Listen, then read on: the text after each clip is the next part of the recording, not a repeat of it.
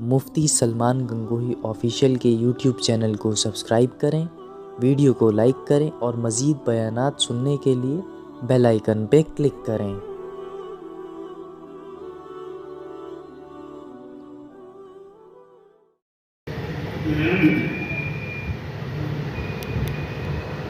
أعوذ بالله من الشيطان الرجيم بسم الله الرحمن الرحيم يا أيها الذين آمنوا اتقوا الله حق تقاته ولا تموتن إلا وأنتم مسلمون قال النبي صلى الله عليه وسلم النكاح من سنتي وقال ومن رغب عن سنتي فليس مني أو كما قال عليه الصلاة والسلام وقال النبي صلى الله عليه وسلم من حفظ سنتي أكرمه الله تعالى بأربع خصال المحبة في قلوب البررة والهيبة في قلوب الفجرة والسعة بالرزق والتثبت بالدين او کما قال علیہ الصلوۃ والسلام۔ محترم بزرگوں اور عزیز ساتھیوں، اللہ تبارک و تعالیٰ نے ہمیں اور تمام دنیا میں بسنے والے آنے والے انسانوں کو آخرت کی تیاری کے لیے پیدا کیا ہے۔ جو بھی یہاں آیا ہے اس کو جانا ضروری ہے۔ کوئی آدمی ہمیشہ کے لیے نہ یہاں آیا ہے اور نہ آئندہ کبھی، جب تک دنیا باقی ہے ہمیشہ رہنے کے لیے کوئی آئے گا۔ 1,24,000 انبیاء علیہ السلام آئے اور وہ سب کے سب بھی چلے گئے۔ اسی طرح بڑے بڑے بادشاہ دنیا کے اندر آئے اور وہ بھی چلے گئے۔ تو مطلب یہ ہے کہ دنیا آنی جانی ہے۔ بہترین آدمی وہ ہے جو آخرت کی زندگی کو کامیاب بنانے کے لیے اس دنیاوی زندگی کے اندر عمل کرے۔ یہ دنیاوی زندگی مختصر سی زندگی ہے اور آخرت کی زندگی ابدالآباد کی زندگی ہے۔ حضرت نبی اکرم صلی اللہ علیہ وسلم نے ایک مرتبہ حضرات صحابہ رضوان اللہ تعالیٰ علیہ مجمعین کے ساتھ جاتے ہوئے راستے میں ایک سمندر آیا، اس کے اندر ایک انگلی ڈبائی اور اس کو نکال لیا اور اپنے صحابہ سے معلوم کیا کہ اے صحابہ بتلاؤ اس پانی کو جو اس انگلی پر لگا ہے اس پانی کو اس ٹھاٹے مارتے ہوئے سمندر کے ساتھ کیا نسبت ہے؟ حضرات صحابہ رضوان اللہ تعالیٰ علیہ مجمعین نے ارشاد فرمایا کہ کچھ بھی نسبت نہیں ہے، یہ قطرہ بھی مشکل سے ہوگا اور وہ ٹھاٹے مارتا ہوا سمندر ہے۔ تو حضرت نبی اکرم صلی اللہ علیہ وسلم نے فرمایا کہ بس یہی حال دنیا کی زندگی کا ہے آخرت کی زندگی کے مقابلے میں۔ دنیا کی زندگی ایسی ہے جیسا کہ انگلی پر لگا ہوا پانی، اور آخرت کی زندگی کی مثال ایسی ہے جیسا کہ ٹھاٹے مارتا ہوا سمندر۔ بلکہ یہ تشبیہ بھی ناقص ہے، اس واسطے کہ دنیا کے اندر کتنا بھی زیادہ سے زیادہ پانی ہو وہ پھر بھی محدود ہے، اور آخرت کی زندگی لامحدود ہے۔ وہاں موت کو بھی موت آ جائے گی، وہاں کی زندگی کبھی ختم ہونے والی نہیں۔ لیکن حضور اکرم صلی اللہ علیہ وسلم نے ارشاد فرمایا کہ جو آدمی اس مختصر سی زندگی کو، جو 50-60 سالہ زندگی ہے، جس میں سے کچھ وقت آدمی اپنے آپ کو بچپن میں سمجھتا رہتا ہے، کچھ حصہ اس کا سونے کے اندر گزر جاتا ہے، کچھ حصہ راحت و آرام میں گزر جاتا ہے، بہت مختصر سی زندگی بچتی ہے۔ تو اس مختصر سی زندگی کو اگر شریعت کے حکم کے مطابق گزار لے تو آخرت کی ابد الآباد کی زندگی کامیاب ہو سکتی ہے۔ اس لیے محترم بزرگوں اور دوستوں، ہمیں چاہیے کہ ہم جہاں تک ہو سکے اپنی زندگی کے اندر کوئی ایسی حرکت نہ کریں جس سے اللہ تبارک و تعالیٰ اور اس کا رسول ناراض ہو۔ محترم بزرگوں اور دوستوں، ہمیں ہر قدم پر جناب رسول اللہ صلی اللہ علیہ وسلم کے اتباع کی ضرورت ہے۔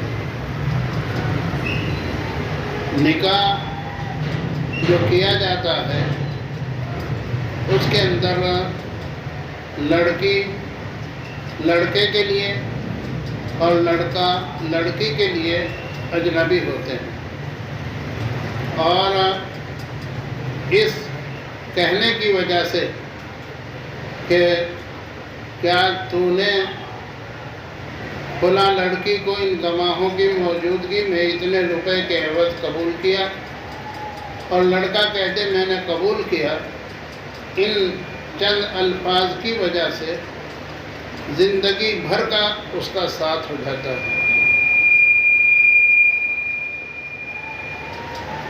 مرد کے اوپر زندگی بھر کا خرچہ اور اس کا مہر لازم ہو جاتا ہے چند الفاظ کے کہنے کی وجہ سے۔ محترم بزرگ اور دوستو، اسی طرح عورت کے اوپر کچھ حقوق لازم ہو جاتے ہیں شوہر کے، اور کچھ شوہر کے حقوق بیوی پر اور کچھ بیوی کے حقوق شوہر پر لازم ہو جاتے ہیں، اور اسی کو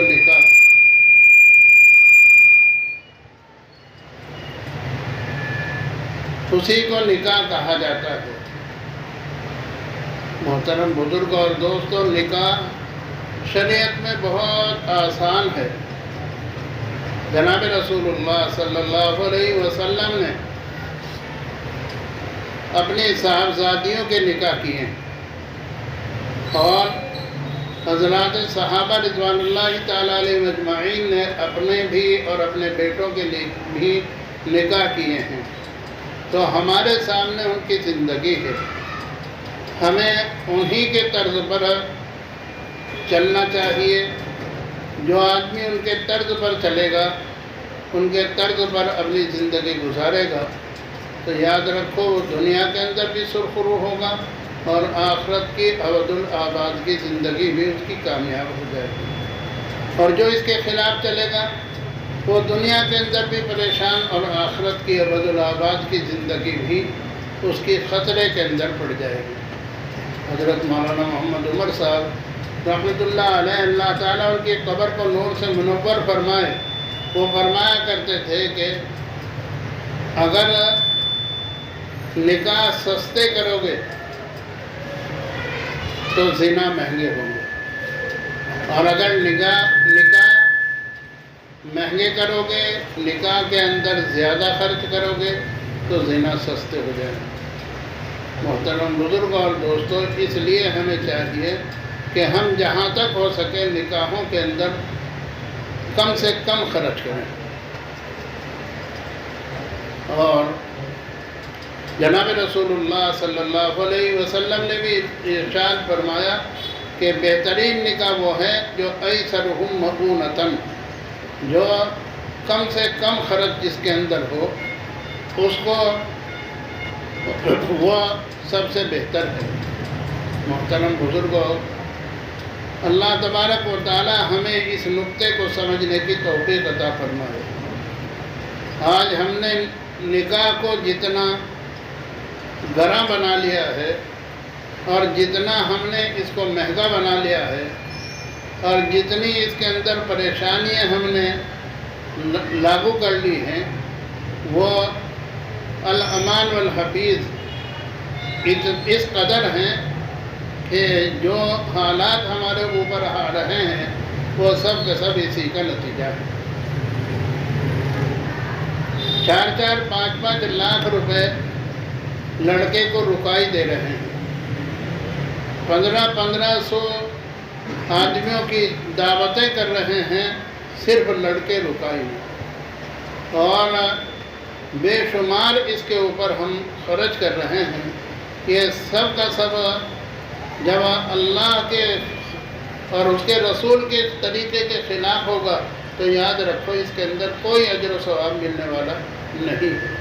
دوسروں کو کھلانا کوئی ناجائز نہیں ہے، لیکن دکھاوا کرنا کہ فلاں نے اپنے لڑکے کی شادی میں اتنا خرچ کیا ہے، فلاں نے فلاں پیلس جو سب سے مہنگا ہے اس کو کیا ہے، تو یہ جو آج ہمارا دستور بن گیا ہے یہ بہت ہی خطرناک ہے۔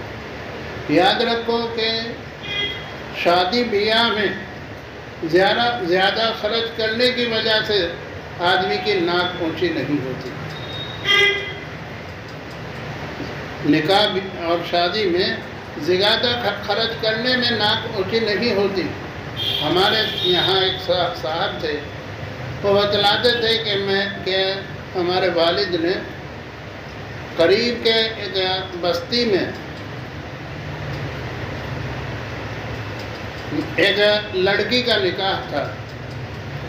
اس چاندی کے روپے اس وقت میں چلتے تھے، تو لڑکی کے باپ نے لگن بھر کر، جس میں میٹھا اتارا جاتا ہے، جو ہر آدمی جانتا ہے کہ وہ تانبے کا ہوتا ہے اور بڑا برتن ہوتا ہے، اس کو بھر کر چاندی کے روپوں کا رکھ دیا جب بارات کھانا کھانے لگی، اور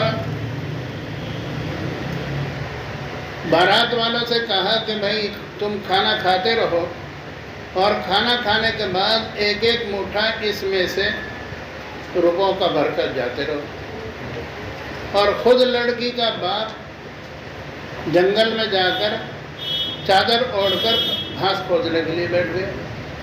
2-4 آدمی بھی ادھر کو پہنچے۔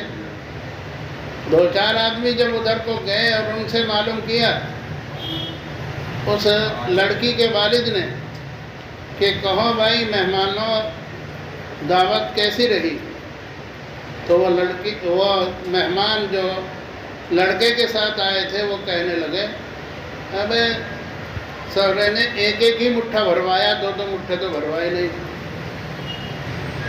ایک ایک بیچ لیتے اور ایک ایک رکھ لیتے۔ اس نے اپنی چادر اٹھا کر کہا کہ میں نے اتار کر کہا کہ میں لڑکی کا باپ ہوں، اور گھر جا کر کسی کو ایک مٹھا خود اپنے یہاں سے بھروا کے دیکھنا کتنا خرچ ہوگا اس میں۔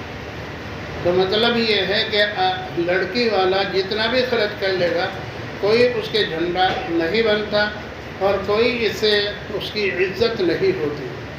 آدمی کو اپنی چادر دیکھ کر پیر پھیلانے چاہیے، جتنے چادر ہو اتنی پیر پھیلائے، جتنا سہولت سے خرچ کر سکتا ہو اتنا خرچ کرے۔ بلکہ حضرت مولانا عبداللہ صاحب دامت برکاتہم فرماتے ہیں کہ اگر روپیہ خرچ کرنے کی ضرورت ہے تو 8 آنے خرچ کرے، 8 آنے دوسری وقت کے لیے بچا کر رکھے، نہ معلوم کس وقت میں کیا ضرورت پیش آ جائے۔ محترم بزرگ اور دوستو، یہ نکاح حضور اقدس صلی اللہ علیہ وسلم نے فرمایا نکاح میری سنت ہے، اور جو شخص میری سنتوں سے اعراض کرے گا وہ میرے طریقے پر نہیں ہے۔ نکاح جب حضور صلی اللہ علیہ وسلم نے اپنی سنت قرار دی تو اس میں ثواب اسی وقت ہوگا جب کہ اس کو سنت کے مطابق کیا جائے گا۔ اور سنت کیا ہے؟ الطریقۃ المسلوقۃ فی الدین، وہ طریقہ وہ صحیح طریقہ جو حضور اقدس صلی اللہ علیہ وسلم نے جس پر چل کر دکھلایا ہے، جو حضور اقدس صلی اللہ علیہ وسلم کے طریقوں کو اختیار کرے گا. حضور اقدس صلی اللہ علیہ وسلم نے فرمایا کہ اس کو اللہ تعالیٰ 4 طریقے سے اعزاز اکرام فرمائے گا. نیک لوگوں کے دلوں میں اس کی محبت آ جائے گی، فاسق و فاجر لوگوں کے دلوں میں اس کا رعب پیدا ہو جائے گا، اور دین میں اس کو ثابت قدمی حاصل ہوگی، اور اس کی روزی میں اللہ تبارک و تعالیٰ برکت عطا فرمائے گا. لیکن کب؟ جب کہ ہم سنت کے مطابق عمل کریں گے. اس نکاح کے اندر خطبہ جو پڑھا جاتا ہے اس میں 3 آیتیں پڑھی جاتی ہیں، اور تینوں آیتوں میں تقوی کا حکم دیا گیا، اور تقوی کے حضور اقدس صلی اللہ علیہ وسلم نے احادیث میں، اور جناب رسول اللہ اور حضور اللہ تبارک و تعالیٰ نے قرآن پاک کے اندر بڑی فضیلتیں تقوی کی بیان فرمائی ہیں. ایک جگہ ارشاد فرمایا وَمَن يَتَّقِ اللَّهَ يَجْعَل لَّهُ مَخْرَجًا وَيَرْزُقْهُ مِنْ حَيْثُ لَا يَحْتَسِبُ. جو آدمی تقوی اختیار کرے گا، یعنی ہر اس چیز کو جس کو اللہ نے چھوڑنے کا حکم فرمایا اس کو اپنی زندگی میں چھوڑ دے گا، اور جس کو اللہ نے اختیار کرنے کا حکم دیا ہے اس کو اختیار کرے گا، تو اللہ تعالیٰ اس کے ہر تنگی میں راستہ نکال دیں گے، اور ایسی جگہ سے اس کو روزی عطا فرمائیں گے جہاں سے اس کو وہم و گمان بھی نہیں ہوگا. محترم بزرگ اور دوستو، ہمیں چاہیے کہ ہم جہاں تک ہو سکے نکاحوں کو سنت کے مطابق کرنے کی کوشش کریں، اور جہاں سنتوں کو پامال کیا جائے، مثلا ویڈیو فلم بنائی جائے، یا کھڑے ہو کر کھانا کھلایا جائے، یا عورت اور مردوں کا اختلاط ہو، یہ سب کے سب سنت کے خلاف ہیں، حضور اقدس صلی اللہ علیہ وسلم کے طریقوں کے خلاف ہیں. جو آدمی ایسے طریقے پر کرے گا اللہ تعالیٰ اس کو دنیا کے اندر بھی ذلیل کرے گا، اور آخرت کے ابد الآباد کی زندگی کے اندر بھی اس کی کوئی عزت اور کوئی وقعت نہیں ہوگی. محترم بزرگ اور دوستو، ہمارے یہاں ایک جماعت آئی تھی، اس نے 2 قصے ایسے سنائے کہ جن کو سن کر رونگٹے کھڑے ہوتے ہیں. ایک قصہ انہوں نے سنایا کہ ایک بوڑھا باپ تھا، اس کے ایک بیٹی تھی، اس نے اپنے گھر بار کو بیچ کر لڑکی کے جہیز کا انتظام کیا، اور جہیز کا انتظام کرنے کے بعد جب لڑکی کو رخصت کرنے لگا تو رخصت کرنے کے وقت میں لڑکی کے کان میں کہا کہ بیٹی آج تک ہمیں اس مکان کے اندر رہنا تھا، اس لیے کہ میں نے اس مکان کو بیچ کر تیرے جہیز کا انتظام کیا ہے، اور آج کے بعد اگر تو یہاں آئے گی تو اس گھر میں نہ آنا، بلکہ کھلا محلے میں نے کرائے پر مکان لیا ہے اس میں آنا.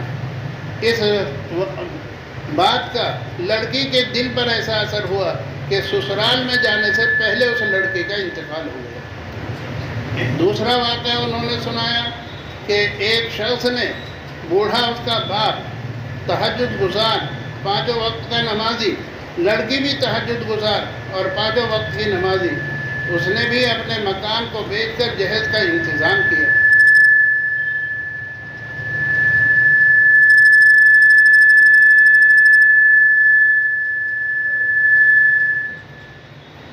اس نے بھی اپنے مکان کو بیچ کر جہیز کا انتظام کیا.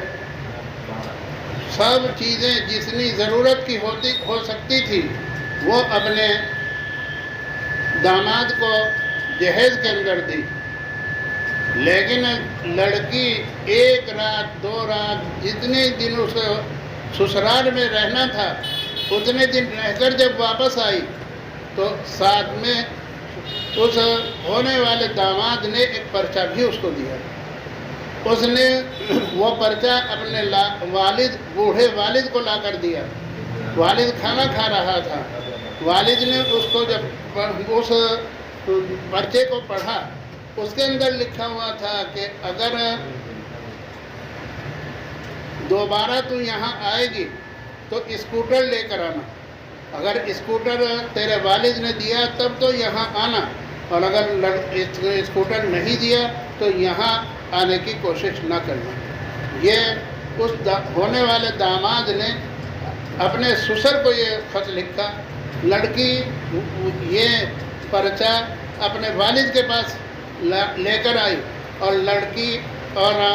لڑکی جو کہ نماز کی پابند تھی، اس لیے والد کو وہ پرچہ دے کر اور خود نماز کی نیت اس نے باندھ لی۔ والد نے جب کھانے کے درمیان اس پرچے کو پڑھا تو باورچی خانے میں گیا اور وہاں سے چھری اٹھا کر لایا، اور جب لڑکی سجدے میں گئی تو وہیں اس کا گلا کاٹ دیا، اور اس کے بعد وہ اپنے تھانے میں گیا، متعلقہ تھانے میں گیا اور جا کر اس سے کہا کہ میں اپنے بچی کا قاتل ہوں، اور اگر تمہیں یقین نہ آتا ہو تو میرے گھر جا کر دیکھ لو کہ گھر لڑکی مردہ پڑی ہوئی ہے۔ وہ پولیس آئی اور اس نے دیکھا کہ واقعی لڑکی مردہ پڑی ہوئی ہے، اور اس سے معلوم کیا گیا کہ تو نے ایسا کیوں کیا۔ اس نے کہا میں کیا کرتا، جب میں نے گھر بار بیچ کر جہیز کا انتظام کیا ہے، اور پھر داماد یہ کہہ رہا ہے کہ اگر اسکوٹر لائے گی تو یہاں آنا، اگر اسکوٹر نہیں لائے گی تو یہاں مت آنا، تو میں کہاں سے اب اسکوٹر کا انتظام کروں۔ تو محترم بزرگ اور دوستو، اس طرح کے حالات پیش آ رہے ہیں، اس لیے ہمیں چاہیے کہ ہم جہاں تک ہو سکے اپنی کمائی پر اعتماد کریں۔ لڑکے کو چاہیے اپنے کمائی پر اعتماد کرے اور اچھی صحبتیں اختیار کرے۔ یہ سب کے سب جو باتیں پیش آتی ہیں اچھی صحبتیں اختیار نہ کرنے کی وجہ سے پیش آتی ہیں۔ ہم اگر اچھی صحبتیں اختیار کریں گے تو اللہ تبارک و تعالی ہمیں دنیا کی بھی عزت عطا فرمائیں گے، آخرت کی بھی عزت عطا فرمائیں گے۔ اور نہ معلوم اللہ تبارک و تعالی جب ہم دوسرے کی بچی کو اپنی بچی سمجھ کر رکھیں گے تو نہ معلوم اللہ تبارک و تعالیٰ کس کے نصیب سے ہم کو کتنا مال دے اور کتنا اجر و ثواب سے ہمیں نوازے۔